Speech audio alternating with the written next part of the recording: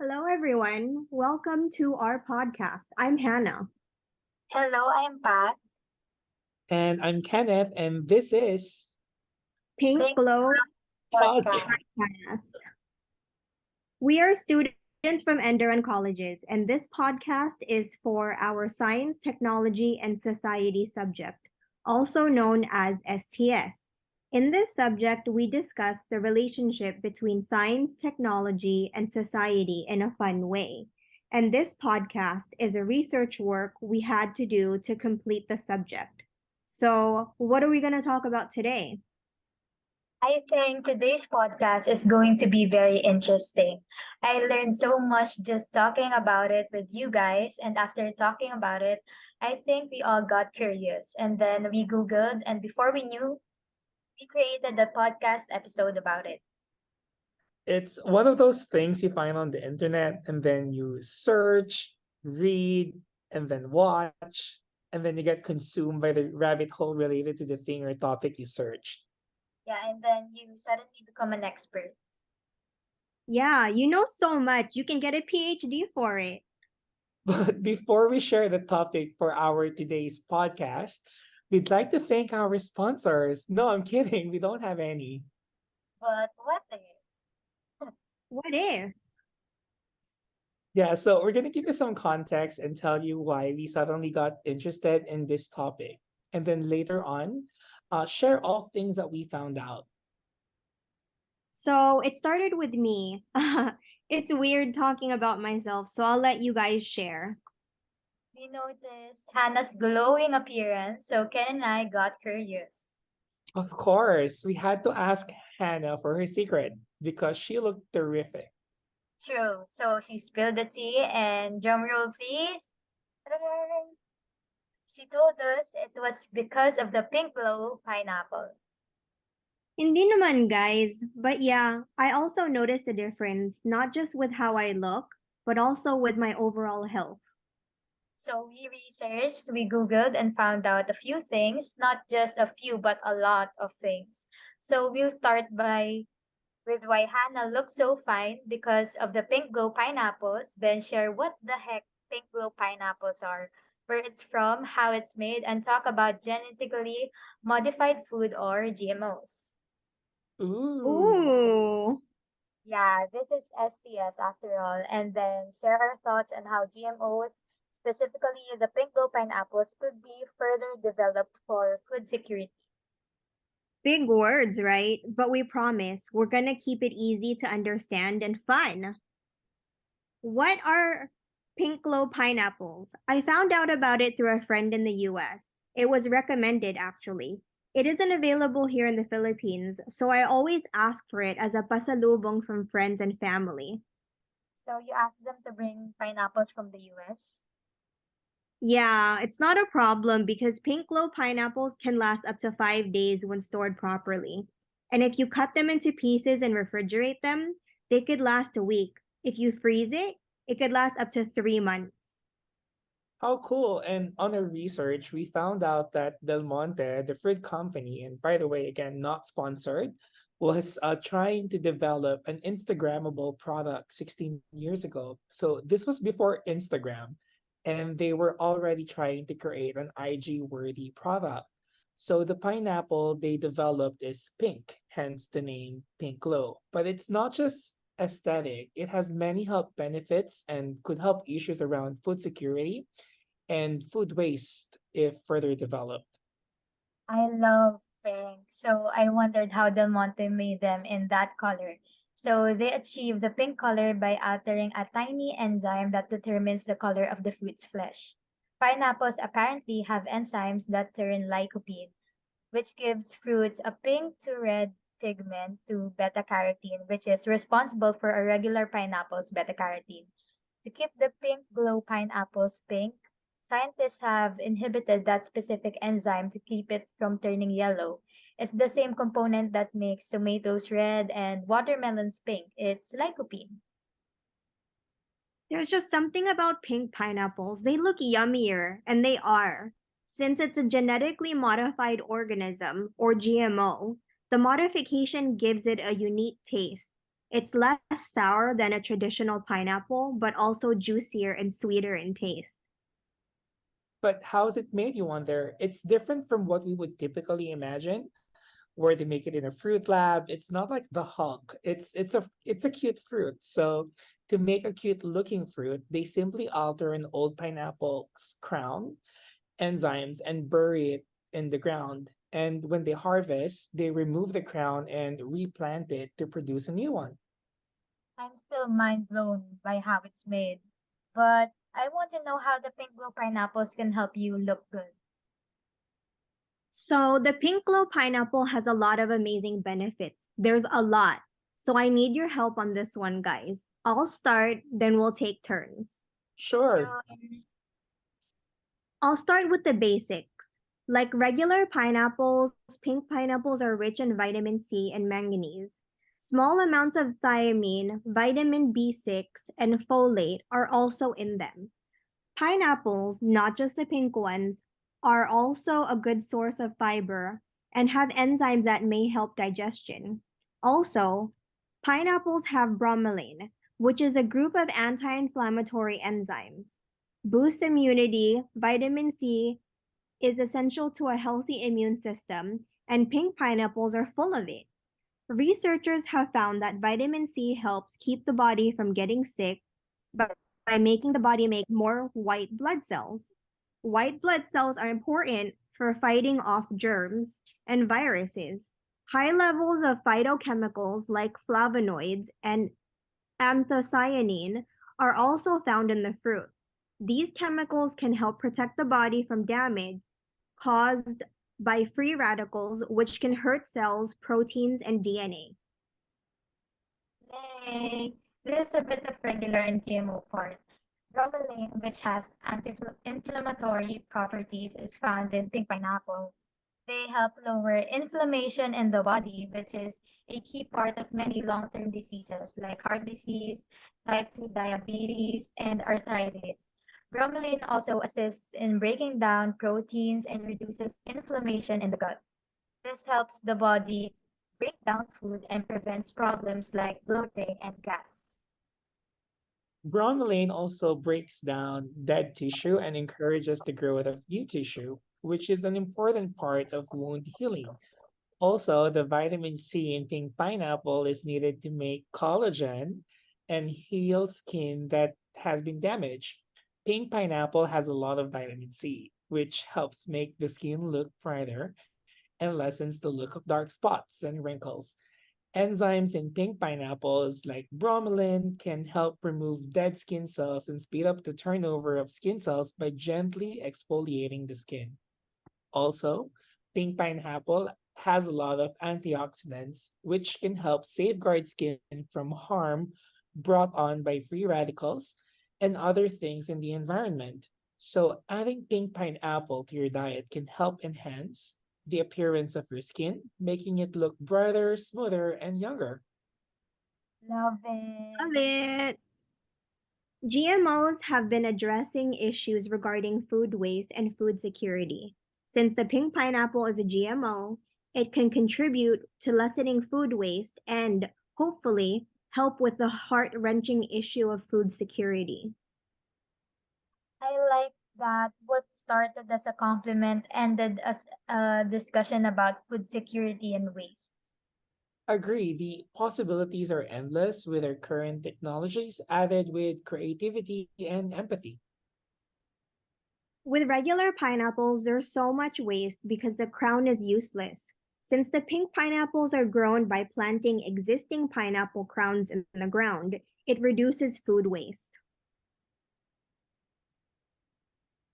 And since you get more nutrients with the pink pineapple and other GMOs, there's less need to intake more food, which helps food security and waste.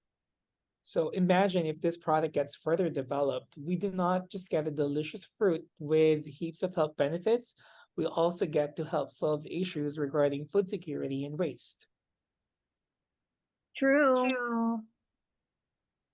This has been fun, guys.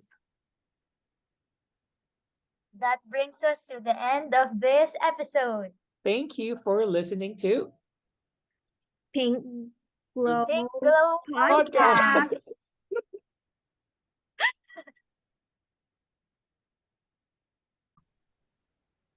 Good day, I'm Joseph Serdoncillo. Good day, and I'm Yumi Lazaldua, and welcome to the podcast STS. Yay! Welcome to our podcast. So, Yumi, kamusta ka naman? I'm okay naman so far, Jojo. How about you? Oh, I'm very well today. It's a very good day today. I see, good to know. So let's get to our topic for this episode. Jojo, can you introduce our topic for today? Sure. Our topic for today is all about GMOs, or genetically modified organisms. And for this episode, we will be talking about purple tomatoes. Okay. So I'm kind of curious. So what's the drive behind the creation of purple tomatoes, Jojo? Okay, so first of all, I would just like to say that this is very interesting for me because purple tomatoes are just exactly like tomatoes. I read somewhere that it also tastes, smells, and looks like regular tomatoes, except it is really just purple. Okay, but anyway, just to give a brief background, purple tomatoes are originally from Norfolk in England by a group of scientists from the Norfolk Plant Sciences. So these were actually made mainly because of how tomatoes are widely consumed. So the demand in the markets are pretty high, but also the shelf life of regular tomatoes are not as long. So it covers the issue of food security that way since it is a widely consumed product with high demands in the market, yet it doesn't really last long. I see. So why? How long is the shelf life of regular tomatoes? Well, regular tomatoes can last up to 21 days, but with these genetically modified purple tomatoes, the shelf life is actually doubled. So from 21 days, it can last up to 42 days if properly stored. I see, I see. So where is this available, by the way? Okay, so it originated from England, but then imports to other countries like the US, where it is highly consumed, were already approved. The distribution of these purple tomato seeds in the US supermarkets were allowed recently, so the people can plant and harvest the tomatoes now. Also, it is now in Ontario in Canada. And what's more interesting is that these genetically modified purple tomatoes are harvested in that place specifically to produce 2,000 liters of purple tomato juice. Isn't it so fascinating? Yeah, it really is. Yeah, okay. So, since this is our topic for today for our podcast, I'm assuming you've also read something about purple tomatoes, right? Yep. Okay, Yeah. so what are the parts of the tomatoes that have been modified and how are they modified? So based on my research, it was modified using a genetic material from a snapdragon flower. Interesting, right? So scientists have expressed genes from the snapdragon to grow purple tomatoes high in health protecting or anthocyanins. So the purple color comes from a subset of flavonoid molecules, which gives the purple color the tomato. So snapdragons, on the other hand, contains the co-expressive genes Rosea and Delilah, which is responsible for anthocyanin accumulation. So the tomato plants were created by making tiny changes to an existing tomato gene. So using an editing technique called CRISPR-Cas9, it's like a pair of molecular tweezers which you can use to precisely snip out a very small fragment of the gene to enhance a desirable trait in plants a lot quicker than the traditional breeding process and without introducing any foreign DNA from other species. Oh, wow, that is very informational and scientific. I really like what the technique is called, the CRISPR-Cas9. Yeah, so Jojo, tomatoes are naturally red, right? Yung Yeah. GM tomatoes, they're not red. So I'm Hmm. curious, I'm wondering, are purple tomatoes safe for human consumption? Ay, nako. Yes, I know that purple tomatoes and GMOs in general, they seem to pose a threat because they look different from what they naturally are. But do not worry. Federal agencies such as the USDA, FDA, and EPA always ensure that GMOs are safe for human consumption. They're also known to even have lots of vitamins and nutrients. So, most likely, they are very much safe to consume. And like I mentioned a while ago, it is just like a regular tomato, except the appearance is just purple. So, it doesn't really contain any harmful substances. I see, I see. Isn't it incredible to think that purple tomatoes are a nutrient-dense superfood with several health benefits?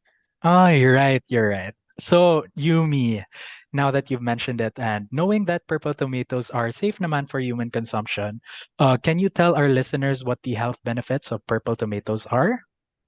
Yeah.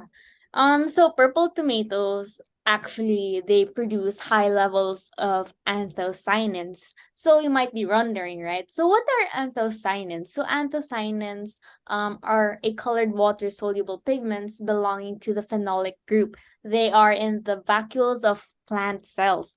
So it was genetically engineered to have greater levels of anthocyanins, which is thought to have beneficial health effects. So some of the health benefits, it can improve cardiovascular function and improve health and well-being. It also has anti-inflammatory properties.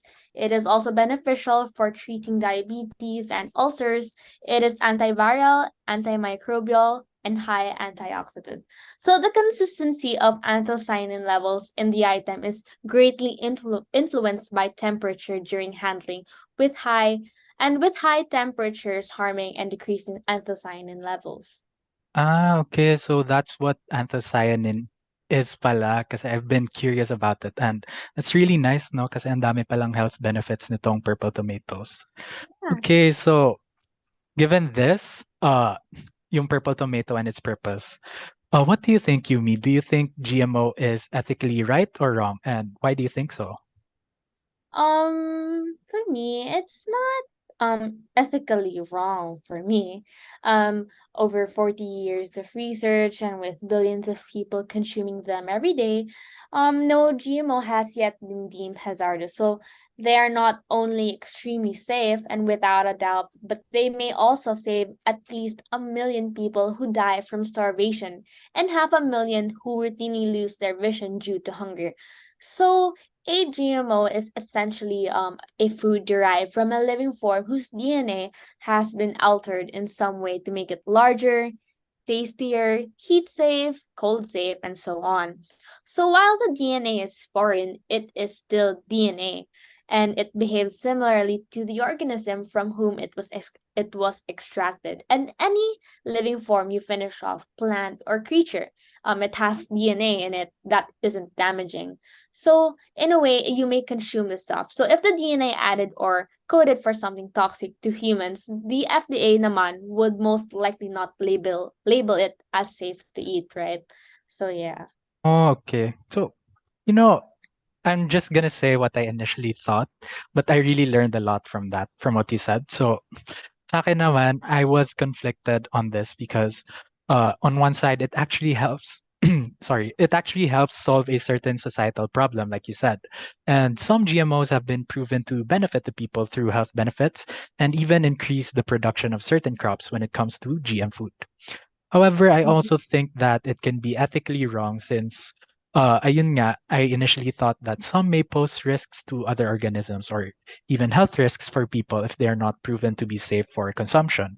And I believe it can also be an issue wherein GMOs strengthen corporate dominance. So, what happens in this, what we call corporate dominance, is that some companies take control over the food system and that they do not really want to address the issue of food security and other societal issues.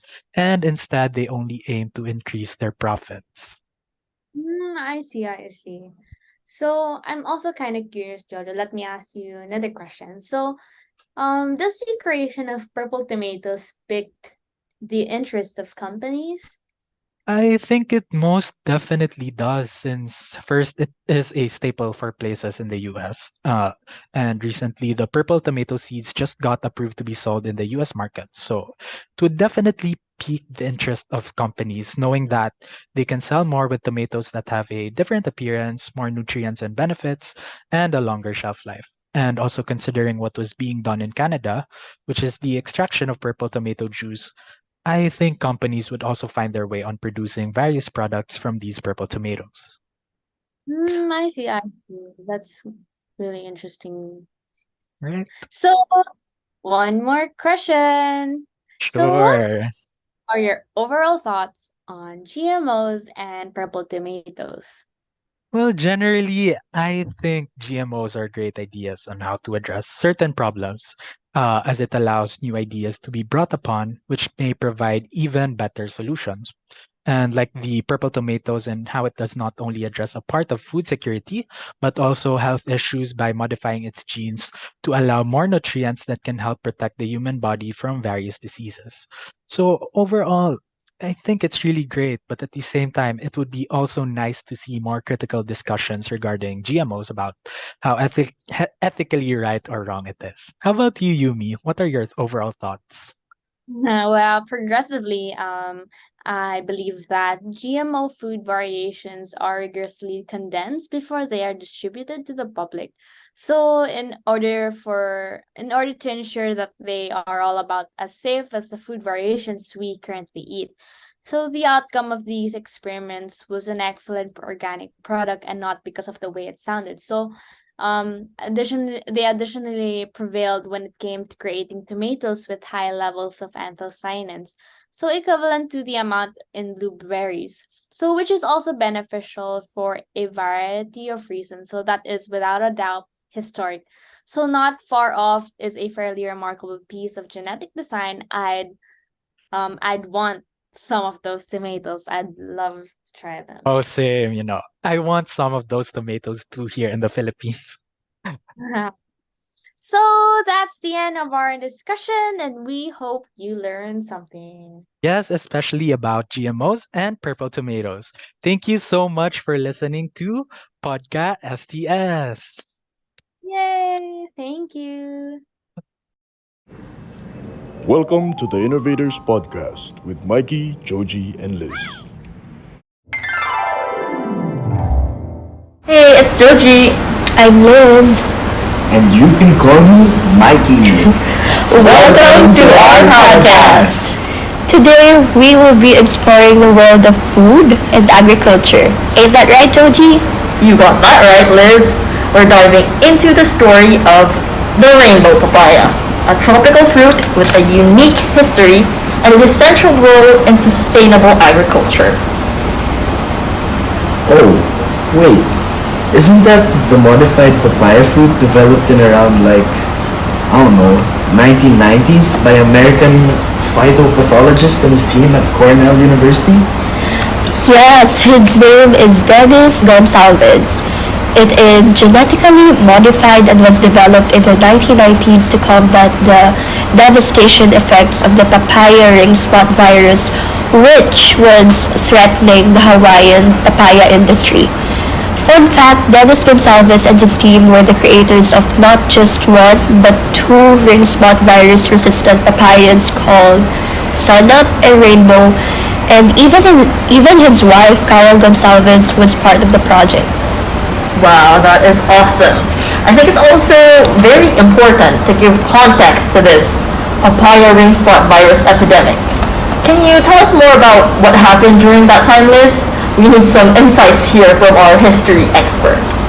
Sure. So basically, the papaya industry is big in Hawaii. It's their first largest crop in terms of production. Their losses I think it's actually their fifth, right? I think. Is it fifth or first? fifth. Oh, yeah. Sorry. No. It's their fifth largest crop in terms of production. Their losses actually started in the 1950s on an island in Hawaii called Oahu. The ring spot virus spread there, and they incurred huge economic losses due to that. And so in the 1960s, they tried moving the papaya production industry to another area called Puna, but the virus continued to spread and it just all went downhill from there by the later half of the 1990s. It was so bad that their production decreased by almost 40%. Needless to say, many farmers were affected and the huge majority of the people of Hawaii's source of food and income was at a loss. Dang, that's awful. So how did the rainbow papaya eventually become the knight in shining armor in this situation? Well, around the same time the US finished the review and testing of a papaya that's genetically engineered called the rainbow, and they gave the go signal to 200 small farmers to start planting it. Within just 4 years from 1998 to 2002, they were able to prevent the invasion of the ring spot virus and stop the papaya industry's rapid decline. As for the more technical aspects of it, I'll give the floor to our science expert, Joji, to explain or expound more about that. No problem, Liz. I got you. Well, based on my research, the rainbow papaya is a cross between the red flesh sunup and Hawaii's yellow flesh Kapoho solo variety. Ooh, that's a lot. A sunup, for those who don't know, is a transgenic cultivar bearing red-fleshed fruit, and in it, it contains the papaya ring spot virus coat protein gene. Transgenic meaning it combines genes from unrelated species. Kapoho Solo, on the other hand, is a high in sugar, pear-shaped papaya that has greenish yellow skin that turns completely yellow when it is ripe. It has a peach melon taste or flavor. And so, combining these two, the rainbow papaya is created, which is an F1 hybrid variety of papaya. F1 hybrid is a short term for first generation hybrid seed or plant that comes from the cross-pollination of two different genetically uniform plant varieties, which are those that I just previously mentioned, the Kapoho and the Sunup. Now, if that makes it incredibly confusing for the listeners to follow, then to simplify things, all you have to do is view it like a vaccine. They inserted a gene that will make a papaya plant resistant to or immune to the ring spot virus and combine it all together, forming what we now know of as the rainbow papaya. Whew, that was a lot. I hope you all were able to follow or at least get the gist of how it was formed or how it came to be. As for its more physical features, on the other hand, and taste, I think we can all rely on our resident foodie, Mikey, to give us a gist of all of that. Oh, absolutely.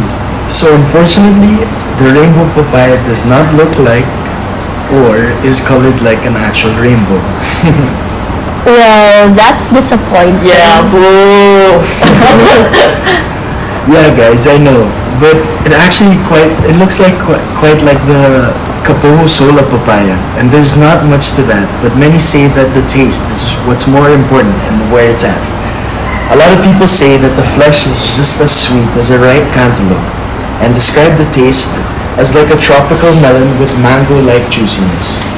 It smells slightly musky when it's ripe, and it starts out green, but when it's like 70 to 90% yellow, it will yield to firm but gentle pressure when touched, kind of like an avocado. Then it is definitely ripe and good to eat. That's really interesting. I would definitely like to try one, but sadly, I heard that they can only be planted in the state of Hawaii. Well, that is true, but I know that they are imported in countries like Canada and Japan, who gave the approval for it after some testing. They also have genetically modified papaya that fights papaya ring spot virus in South China called Huanong number 1, and it looks quite similar to a rainbow papaya, but I'm not very knowledgeable on whether it tastes exactly the same. I think they were formulated differently too. What I really want to know though is whether it's safe or not for the body and for the environment. You guys have any idea on that? I'm not so sure about that, Joji. But I'm not quite so sure about the possible negative side effects on the body, but basically, as far as I know, I think that they said it's basically safe to eat.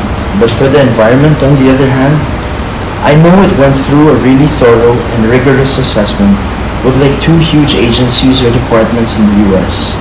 Their EPA, or Environmental Protection Agency, and their USDA, Animal and Plant Health Inspection Service, and both cleared it and determined that it brings no possible threats or safety concerns to the environment. Well, hopefully we get to try it soon. Thanks to further advancements in technology, we were able to save industries from falling apart or going out of the business, and also look for cures to prevent the spread of diseases or forms of virus that could not only harm our body but our whole environment as well. Yeah, GMOs are usually painted in a bad light. But yeah, there are certain issues in the society or the locality where it comes from that it addresses, and there is a reason why this particular GMO was created. And not just because we wanted to see a unicorn fantasy colored fruit for entertainment purposes, but more for utility and purpose.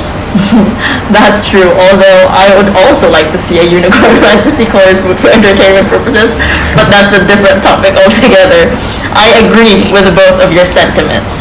I hope you guys learned a lot about the history of the rainbow papaya and many more interesting facts and information that may be useful in the future for when you encounter these types of genetically modified food or organisms. Yes, and with that, we hope to see you in the next episode of our podcast. Have a wonderful morning, afternoon, and night to you all. See you guys. Don't forget to like, share, and subscribe to our channel. Thank you again for tuning in. We loved having you all. Good night. See you tomorrow. Thank you. Bye! On a final note, with National Papaya Month coming up in June, we wanted to end it on a quote from Dennis Gonsalves, the scientist who developed the GMO papaya, who was born in Hawaii and graduated from Cornell. He said, "Without biotechnology, there's no papaya industry. Simple as that." Which is basically a quote saying that thanks to biotechnology, we're all able to eat Hawaiian papaya today. And that's how we want to end it. Thank you.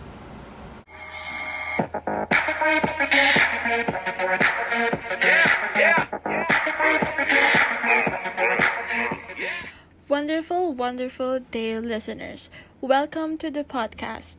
We are Tiffany and Claire. For this episode, we are going to talk about a genetically modified crop, Bacillus thuringiensis corn. Starting off with part 1. I know the first question that may come to your mind is, what is the difference between BT corn and the usual non-BT corn? Are we team BT corn or usual corn? Let us know the difference between the two. So, researchers find that BT corn has higher yields and uses nitrogen more efficiently than non-BT corn. Because BT corn produces an insecticide within its tissues, the toxic proteins are protected from the sun and thus persist longer. Moreover, BT corn makes the toxin continually over a season, extending its protective effects. But looking at it, its features are the same.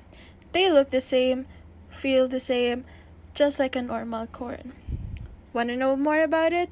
Just keep listening to this episode. So what is it really?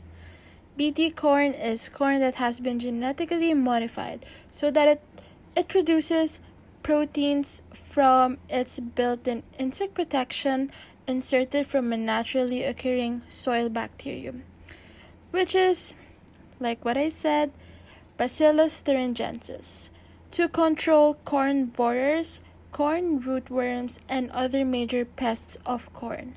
They are hybrids enhanced through biotechnology to protect against insect pests, which produce proteins with insecticidal properties. In short, BT corn is a GMO corn that produces proteins that are toxic to certain insect pests, but not to humans, pets, livestock, or other animals. The first BT corn was approved in 1996, and critics have been suggesting that it also can destroy beneficial insects or other non-targeted organisms. According to ARS entomologist Steve Naranjo, director of the U.S. Arid Land Agricultural Research Center in Maricopa, Arizona, and one of the authors of the study, hundreds of individual studies published between 1997 to 2020 were gathered that have looked at whether growing BT corn changed the environmental abundance of non-target animals such as arthropods, earthworms, and nematodes, especially as compared to growing non-genetically modified corn accompanied by the pesticide necessary to control major pests. It was found that BT corn had no negative effects on most invertebrate groups, including lady beetles, flower bugs, and lacewings. Populations of Braconidae insects, which are parasitoid wasps that prey on core borers, were reduced with BT corn. I want to know, what are the advantages and disadvantages of BT corn? Let's talk about it. First off, its advantages include number one, helping in improving the crop yield, thereby raising the farmer's income. This results in increased farm production. Number two, they help in controlling soil pollution as the use of synthetic pesticides is reduced. Number three, they help in protecting beneficial insects. Number four, it can easily feed an increasing population due to increased yields in a short time. Next, it leads to the production of disease-free crops owing to the reduction of pesticides. Next, it leads to more productivity in a small area of land. It also saves producers the time and money associated with scouting for pests and spraying pesticides on infected crops. It can control a pest or a group of pests, thus preventing potentially significant yield losses. And lastly, since BT corn offers an alternative to spraying chemical insecticides, it offers environmental and economic benefits to farmers. Most BT toxins are selective for specific caterpillars and closely related species. There are known effects to mammals, fish, or birds, and they appear safe for consumers. But there are also some disadvantages of BT corn or BT crops. Well, they're costlier than natural grown crops, and it can disrupt the natural process of gene flow, and the pest might become resistant to the toxins produced by these crops, and the crop production might decline. There is always the potential for pests to become resistant or tolerant to the genes. So the people or farmers must be proactive and continue to work to anticipate pest resistances and make improvements to the genes so plants can keep pests at bay before they develop a resistance to previous varieties. Moving on, you must be wondering, what is its impact in our country? Why do we have to know this? Why should we care? Honestly, I did not care about corn at all. Like, come on, this is just corn. But what about it? This is a pretty interesting one. So the Philippines is the first country in Southeast Asia to approve the commercial cultivation of a genetically modified crop for feed and food. BT corn in the Philippines was designed to be resistant to the Asiatic corn borer, or ACB. Ostrinia vernicalis, one of the nation's most destructive corn pests.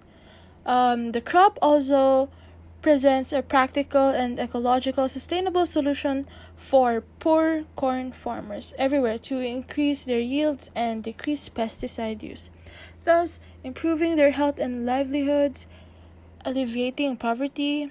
Then GMO corn is transforming lives in the Philippines. Yield and income of BT corn farmers were significantly higher than those of the non-BT corn farmers. In addition, expenditure on insecticide was significantly lower among BT corn farmers. Most GMO corn is created to resist insect pests or tolerate herbicides.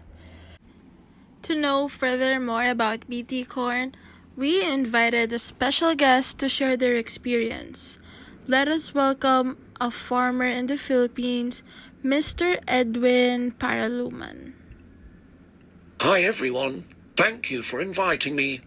So, how are you, Mr. Edwin? I'm doing very well, Tiffany. Thank you.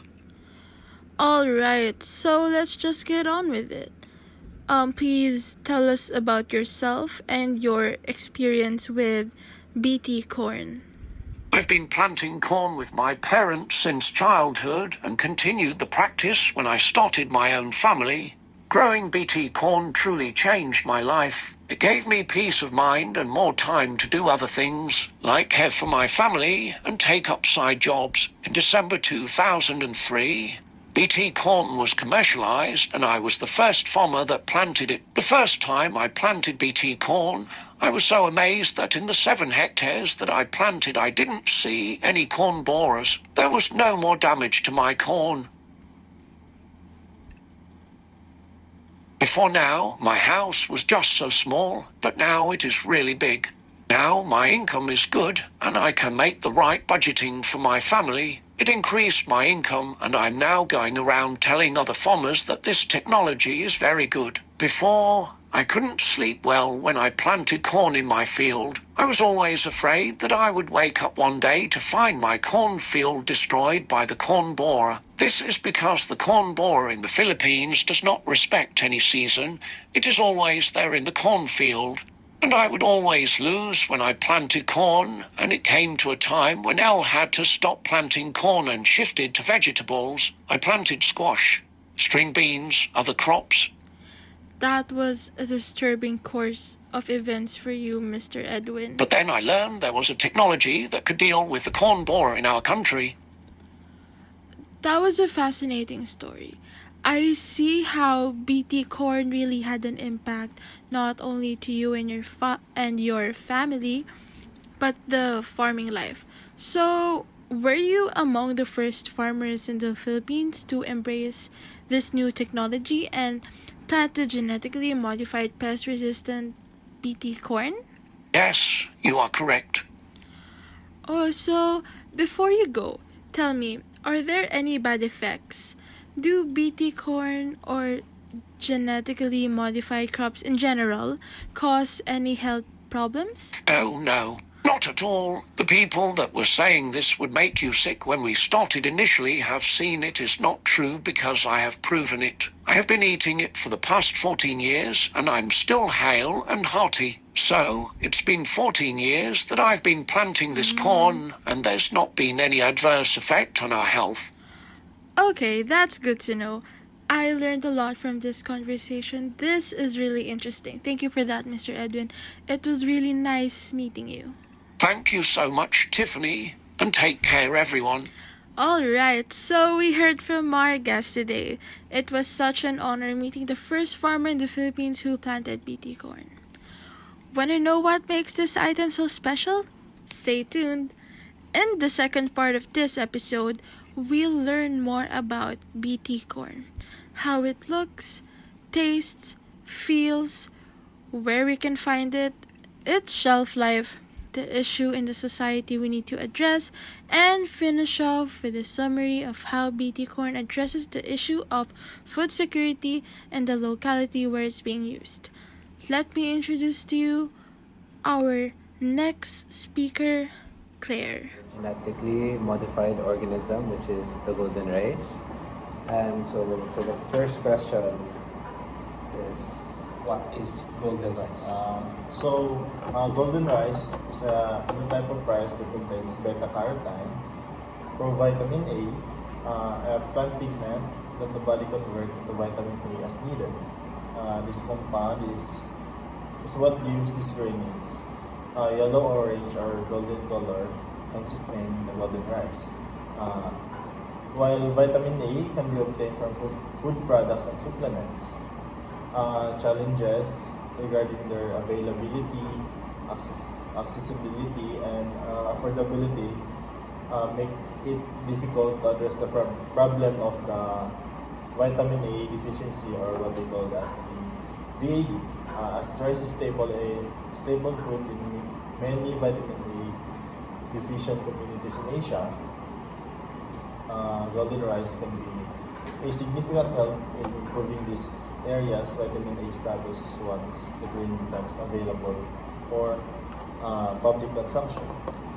Now, who developed the golden rice?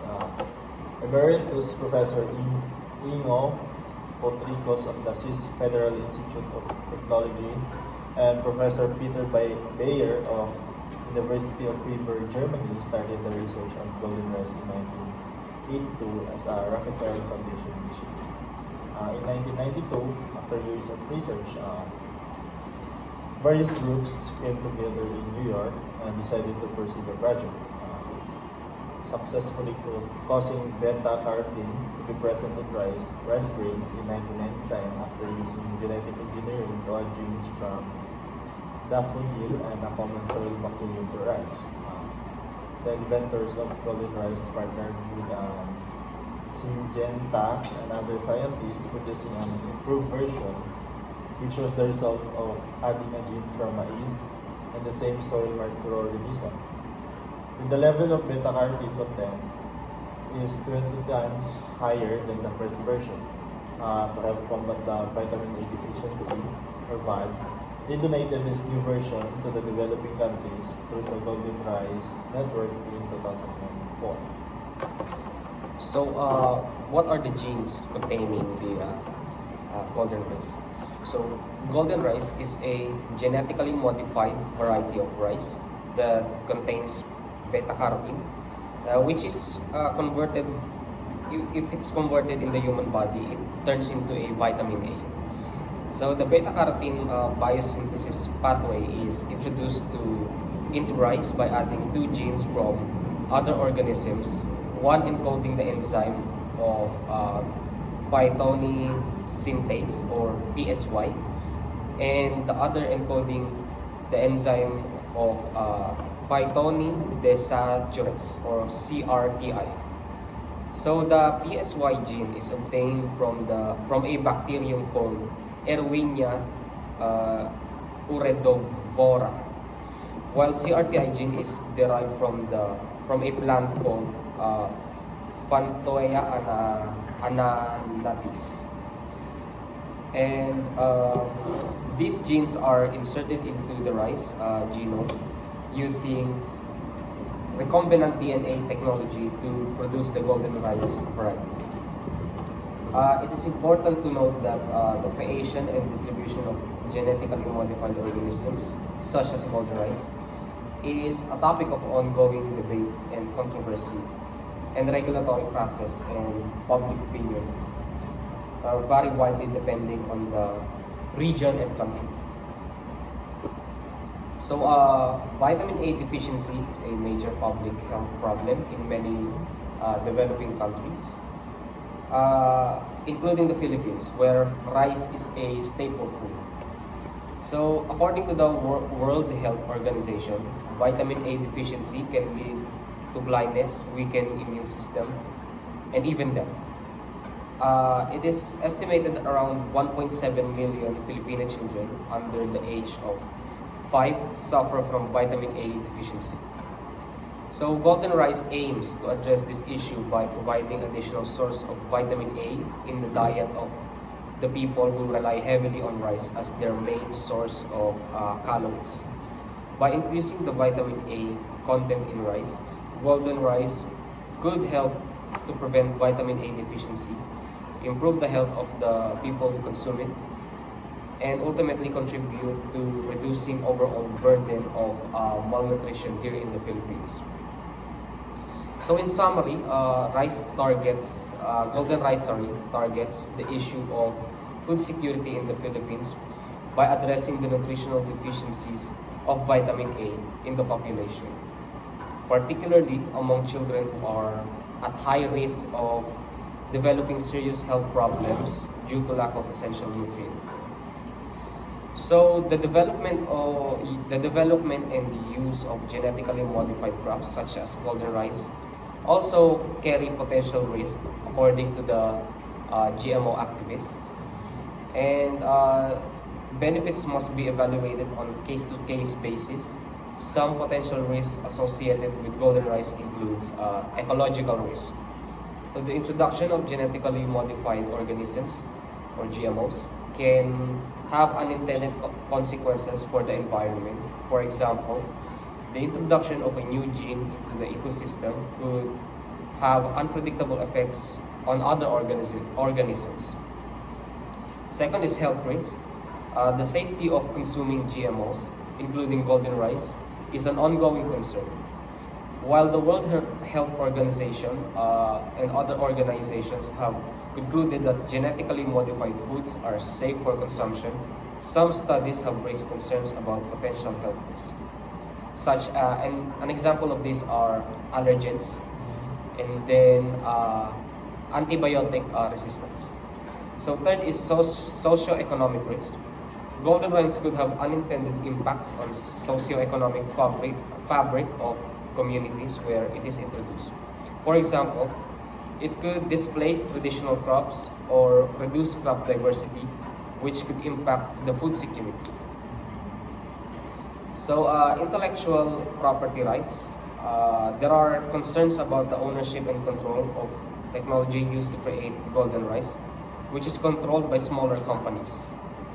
So, it is important to note that these risks must be balanced against the potential benefits of golden rice, which include the ability to address vitamin A deficiency and related health issues in communities where rice is a staple food. Ultimately, the decision to use genetically modified crops, including golden rice, must be based on careful evaluation and risk and benefits in context of the local conditions and priorities.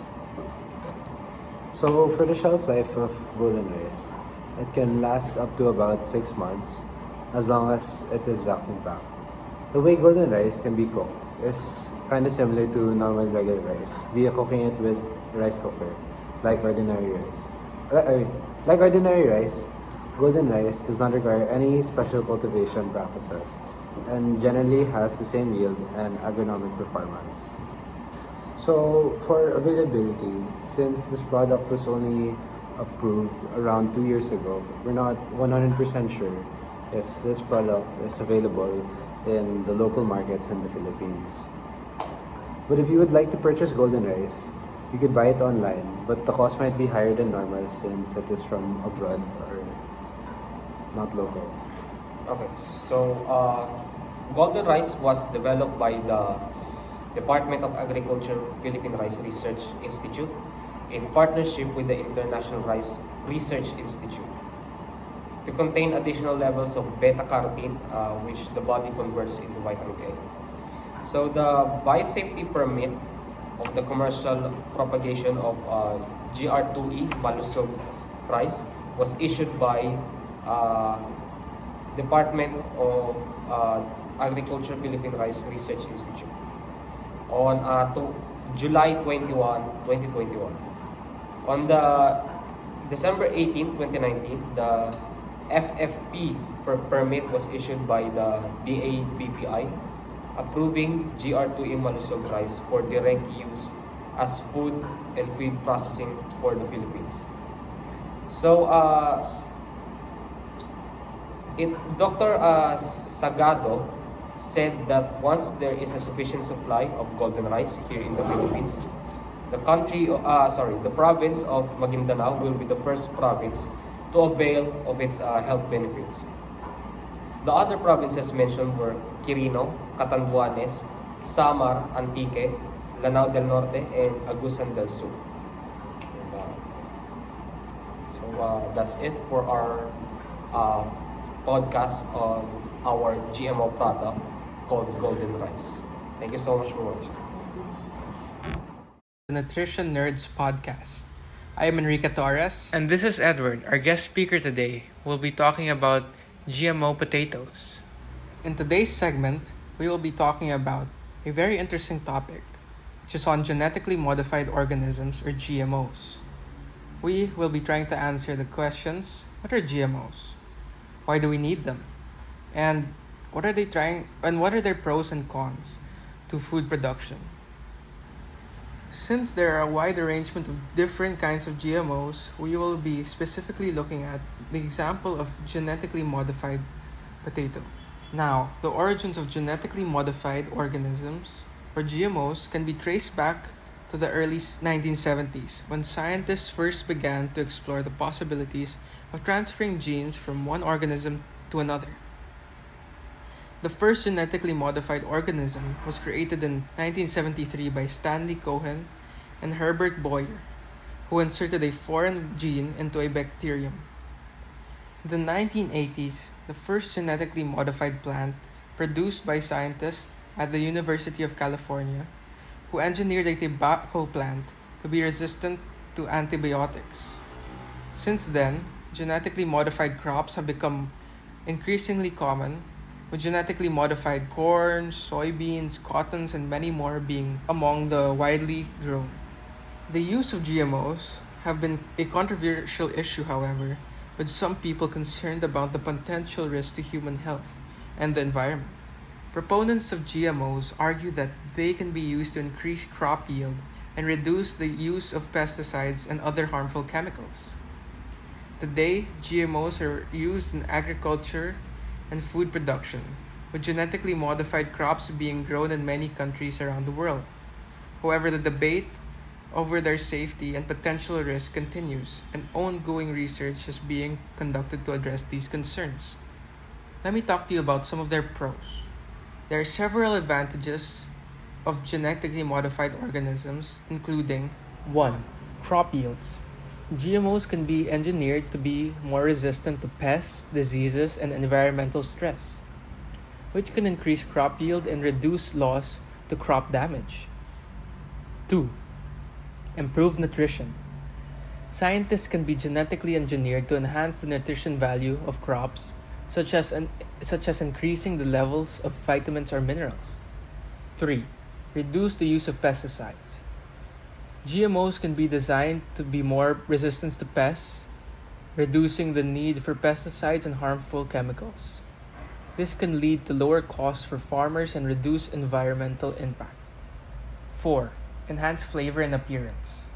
Genetic engineering can be used to enhance flavor, texture, and the appearance of crops, which can increase their appeal to consumers and improve their marketability.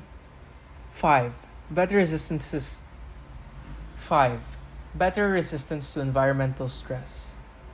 GMOs can be engineered to be more resistant to environmental stress such as drought and extreme temperatures, which can ensure the survival of crops in challenging conditions.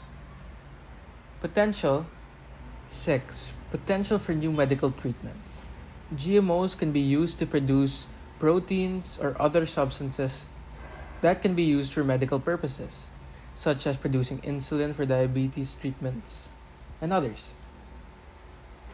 Overall, the potential of GMOs include increased food production, improved nutrition, and reduce environmental impact.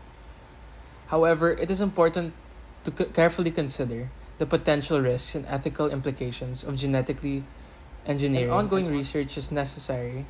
Overall, the potential benefits of GMOs include food production, improved nutrition, and reduced environmental impact. However, it is important to carefully consider the potential risks, and ongoing research is necessary to ensure their safety and effectiveness. Now, for their cons. There are several potential cons for genetically modified organisms. First being environmental risks. There is a risk that GMOs can interbreed with wild relatives, leading to creation of new species or the displacement of native species. Also, genetically modified crops may have an unintended effect on their surrounding ecosystem, such as reducing biodiversity or harming non-target organisms. 2. Health concerns. Some people are concerned that GMOs may cause allergies or other health problems. While there is currently no conclusive evidence to support these claims, the long-term effects of consuming GMOs are still largely unknown, as it is fairly new. 3. Economic impact. There are concerns that genetically modified crops may increase the dependency of farmers on seeds and chemical companies. The high cost of GM seeds and the need for specific herbicides and pesticides make it hard for small farmers to compete with large industrial scale farming operations. 4. Ethical concerns. Some people have ethical concerns about genetically modified organisms. They argue that tampering with genetic makeup of plants and animals may be seen as playing God or interfering with nature. 5. Labeling issues. Some people feel strongly that GMO should be labeled so consumers can make informed choices about the food they eat. However, many countries, including the United States, do not require GMO labeling. It is worth noting their advantages as well as their disadvantages. Now here is Edward to tell us more about its effects and implications on a potato. Okay, thanks. Thanks, Enriquez. Now I want to talk about russet potatoes and basically how they were initially created. So these are also known as the Idaho potato. So they are types of potatoes that are commonly used for baking, frying, and mashing. So because these are really commonly chosen because of their typically large size, oblong in shape, and they have a rough brown skin. So basically, the development of russet potatoes can be traced to the mid-19th centuries, mainly being developed in North America. The main creator or main person credited for creating this would be Burbank, Luther Burbank, who is an American horticulturist who is actually credited for developing out of many varieties of fruits and vegetables. So, in order to create the russet potato in the mid-19th centuries, Burbank began breeding different types of potatoes in order to get specific varieties and attributes out of these said potatoes. So, in order to get a specific attribute, such as smooth skin or tan skin or a white flesh, he bred together a certain amount of different varieties and species of potatoes, which would have the offspring, in a sense, of a new species or mixed species of potatoes, which had specific features. And from this, through, in a sense, selective breeding, he was able to perfect his russet potatoes. And white russet potatoes, in a sense, from white russet potatoes, in a sense, are a more futuristic, high-tech version of this, like building on previous iterations of the russet potato in order to using more advanced technologies. They are able to further solidify the characteristics of the said potato, i.e., making it more the flesh more white and or the size or the yield bigger, as well as making the time for it to grow a lot shorter. So for the white russet potato, it actually is a very unique way on how it is more eco-friendly in a sense and how much you save on food scraps, because the main savings you get from this is due to its appearance, mainly from how people normally throw away scraps or what they tend to think is scraps. So this may include when normal potatoes are actually uh, exposed to oxygen, which causes oxidation. So because of this, people think the browning of the potatoes is actually not as appealing in a sense. Therefore, they throw it out. So by the GMO changing how the potatoes, in a sense, flesh reacts to oxygen, it's actually able to look more appealing, therefore save on food scraps. So therefore, this type of GMO, aside from the increase in yield as well as the decreased time it takes to grow, it doesn't work the same way, as it mainly focuses on its appearance. Because even though the potato has been exposed to oxygen, it tastes the same, it has all the same nutrients, but only the main difference is that there is a change in color. Therefore, a lot of people, or most people, would tend to stray away from it due to its unappealing color, therefore creating more food waste compared to it being a GMO. Therefore, the color of the flesh of the potato is a lot more satisfying to look at and appealing. Thanks, Edward, for sharing a lot about GMO potatoes. Who knew that they would be so beneficial and so interesting, actually. Join us for our next talk, where we'll be talking about different kinds of fibers and how they will be beneficial to the way your digestive system works. Thanks, everyone, for listening.